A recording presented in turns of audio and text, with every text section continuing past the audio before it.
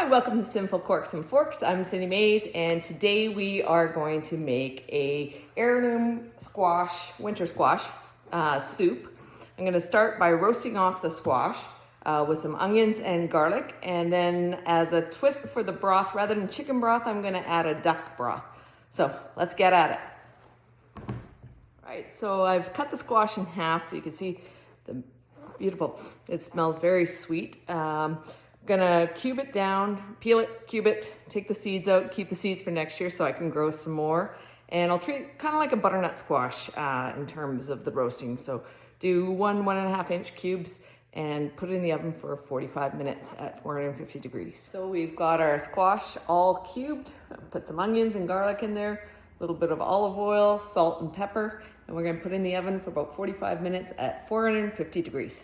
Got the squash out of the oven. It's nicely browned. I put a little bit of the broth in the pans just to pull off all the brown on the edges of the pans, all that yumminess. There's a little bit more of that duck stock that I made, and we're going to just put it in a blender now, and then we'll put it back on the stove with a little bit of maple syrup, apple cider vinegar, and fresh grated. Okay, so we've blended our soup.